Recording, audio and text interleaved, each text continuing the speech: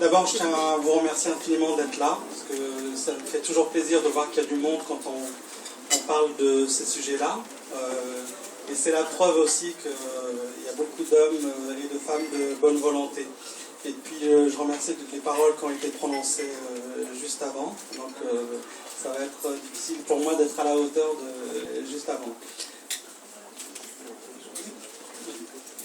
Et en fait, moi j'ai écrit L'étoile jaune et le croissant, donc il a été publié il y a 2 mois.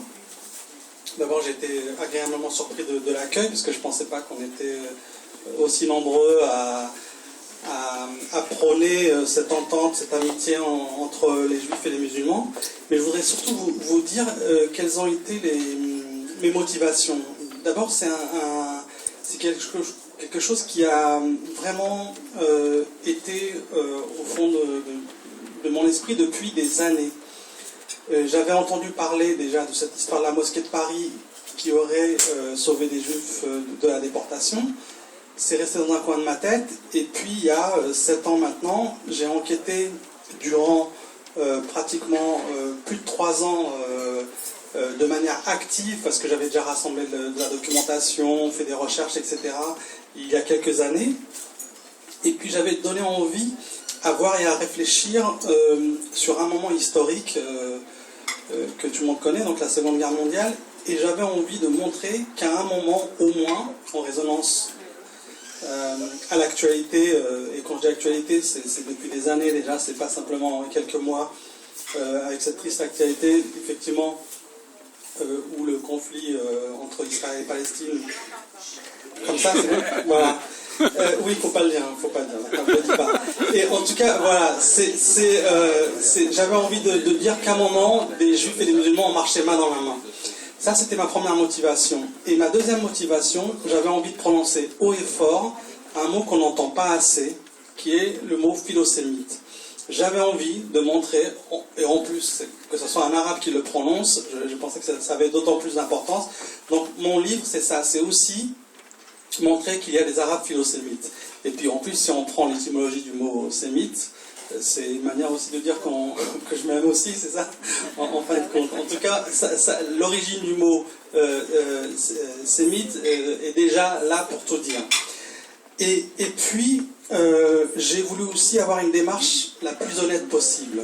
C'est-à-dire, j'avais envie de montrer ça. Mais si je trouvais des choses qui disaient le contraire, je l'écrivais aussi.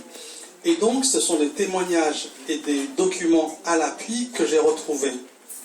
Je sais que ça a été difficile, parce que je ne pensais pas que c'était un sujet tabou, notamment au Maghreb, où on m'a dit il fallait que je cache l'objet de ma recherche pour pouvoir aller dans les bibliothèques, etc. J'ai eu le soutien des gens, des personnalités comme Sarge Klarsfeld, et en plus Sarge Klarsfeld, à la fin de la conversation, de manière presque anodine, il me dit « Ah oui, vous savez, moi aussi, j'ai eu une mère qui était algérienne et musulmane pendant 6 mois. » Et en fait, sa mère avait des faux papiers attestant qu'elle était musulmane et qu'elle s'appelait Madame Kader. Et ça, c'est assez incroyable, parce que ça prouvait que la mosquée de Paris délivrait des fausses attestations, notamment à des juifs séfarades. Et je le dis dans mon livre, c'était difficile pour les autorités allemandes de faire un distinguo entre les musulmans et notamment les juifs séfarades, même langue, même culture, même nom parfois, etc. etc. Voilà. Et je ne vais pas vous... Les circoncisions. Si je vais quand même le lire. Il y a un petit passage...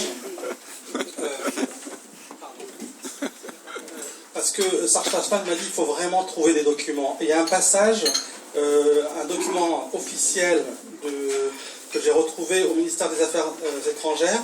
Et d'ailleurs, il a été authentifié aussi par les bâtisseuses de paix qui avaient retrouvé ce document-là, qui montrait que dès septembre 40, donc assez tôt au début de la guerre, il y avait déjà des juifs qui allaient à la mosquée pour avoir des fausses attestations comme quoi ils sont musulmans. Je vous le lis très rapidement. Donc c'est une note adressée au ministre qui dit « Les autorités d'occupation soupçonnent le personnel de la mosquée de Paris de délivrer frauduleusement à des individus de race juive des certificats attestant que les intéressés sont de confession musulmane. l'imam a été sommé de façon combinatoire d'avoir à rompre avec toute pratique de ce genre. Il semble en effet que nombre d'Israélites recourent à des manœuvres de toute espèce pour dissimuler leur identité. Et des documents comme ça, j'en ai retrouvé beaucoup. J'étais vraiment très ému parce que je ne pouvais pas tous les lire. J'en ai vu des centaines qui montraient que voilà, c'était presque des appels au secours, des personnes juives qui voulaient démontrer aux autorités françaises ou à l'occupation que en fait, ils n'étaient pas juifs mais musulmans, etc. Et parfois, la mosquée de Paris répondait, parce que tout passait par la mosquée de Paris, la mosquée de Paris disait aussi, non, cette personne n'est pas musulmane. Et ça veut dire, on imagine le sort que ça pouvait, sur lequel ça pouvait déboucher. Voilà, après, Serge Lafrel m'avait dit, et Elie Wiesel aussi d'ailleurs, il m'avait dit la difficulté c'est de trouver des personnes vivantes. Or, j'ai trouvé 2 personnes que je cite, dont je recense leur témoignage, et c'était des moments très chargés émotionnellement quand je les ai rencontrés. Il y avait un homme qui a une 60aine d'années, dont la mère est une juive marocaine, qui a été sauvée directement par le fondateur de la mosquée de Paris, que j'ai mis en photo dans le livre, parce que tout passait par lui. Et ce témoignage disait nettement et précisément que le fondateur de la mosquée de Paris, qui connaissait bien cette dame, comme infirmière, ça aussi j'ai retrouvé le dossier administratif, etc., que c'est lui-même qui l'a appelé directement pour lui dire les Allemands sont en train de savoir que tu es juif, sauve-toi vite. Et il l'a aidé en plus à se sauver. Et elle travaillait donc à l'hôpital de Bobigny, franco-musulman de Bobigny, parce qu'elle parlait arabe, tout simplement. On rejoint encore le lien entre les musulmans et notamment les juifs séfarades. Je ne vais pas m'étendre sur ce témoignage, mais c'est un témoignage très très fort, très émouvant, qui dit tout le lien en plus, etc. Parce qu'il y avait le fondateur de la mosquée de Paris était un ministre plénipotentiaire marocain, donc qui représentait, si vous voulez, le Maroc en France aussi. L'autre témoignage, alors là, complètement inattendu, c'est quelqu'un, je travaille au Figaro, donc, et un ami au Figaro Magazine me dit, tu sais, Philippe Bouvard connaît la mosquée de Paris. Donc, tu connais, moi, vraiment le lien ne me semblait pas du tout évident.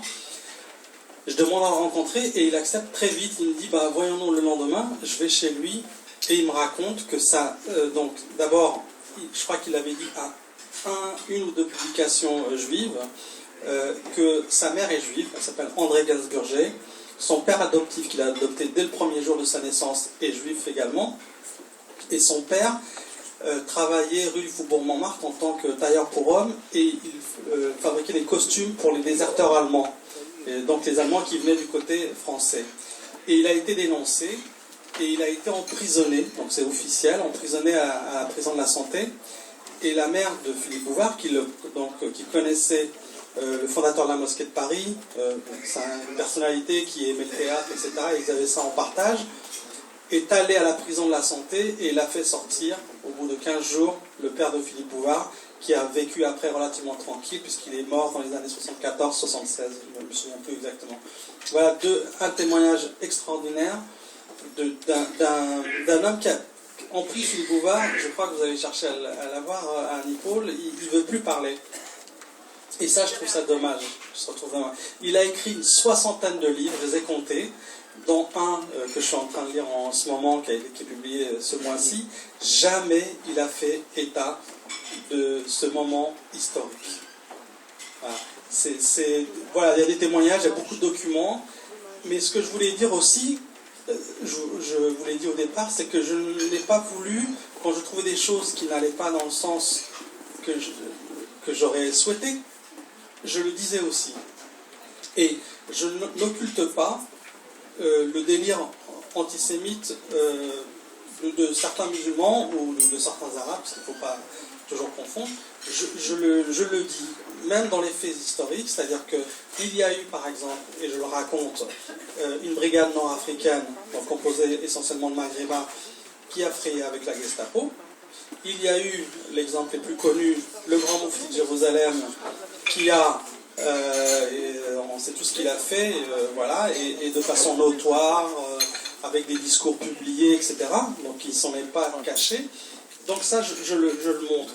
Mais je dis aussi que c'est d'autant plus fort ceux qui ont aidé les Juifs à ce moment-là, notamment parmi les musulmans et les Arabes, qu'il y avait ça.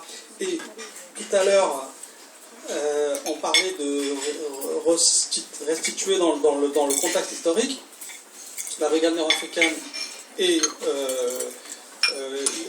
il y a eu aussi la création d'une légion SS musulmane par le grand moufti de Jérusalem. Je raconte sa création, etc. C'était fait aussi dans une sorte de réel politique sinistre qui était l'ennemi de mon ennemi, mon ami. Voilà. Mais ça ne justifie absolument rien. Mais j'ai trouvé des documents, je le raconte, voilà. Et puis, c'est une phrase peut-être qui aurait dû être prononcée par les personnes qui sont intervenues juste avant moi. Je crois qu'il y a une phrase commune aux deux livres. C'est celui qui sauve une vie, sauve l'humanité entière. Et j'avais envie, et d'ailleurs, je termine avec ça, quand j'ai retrouvé tous ces documents, tous ces témoignages, j'ai appelé Yad Vashem à Jérusalem, qui m'ont, d'ailleurs ils m'avaient motivé parce qu'ils m'ont dit, nous, si vous nous aidez, on serait très heureux. Et quand je leur ai apporté tous ces témoignages et tous ces documents, notamment, parce que les documents sont très très importants, je ne vais pas m'étaler là-dessus, j'ai retrouvé le dossier administratif de l'infirmière juive et les gens qui travaillaient, les juifs qui travaillaient dans les administrations. Dès la première page, il y a un tampon sur lequel est écrit juif ou juive. Donc si vous voulez, dès que les Allemands avaient connaissance, ils n'avaient même pas fouillé, c'était écrit gros, etc. Et donc, c'est ça que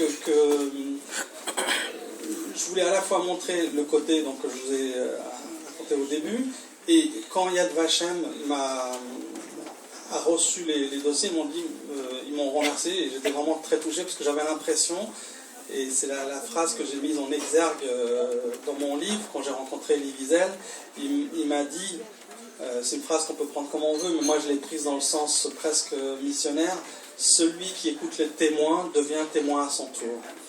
Et j'ai porté cette phrase avec moi pendant presque mes 3 années de recherche, et quand Yad Vashem m'a dit que ce sont des documents et des témoignages qui vont les aider, parce que je peux pas mettre, il y a trop de choses à raconter, mais j'ai retrouvé plein d'autres choses, des enregistrements audio dans une archive départementale, etc., etc. Donc quand ils m'ont dit, voilà, ça nous aide, et en plus, il faut savoir que le dossier pour que le fondateur de la mosquée de Paris soit reconnu comme un juif parmi les nations est ouvert à Yad Vashem. Voilà. Donc nourrissons-le. Voilà. Merci.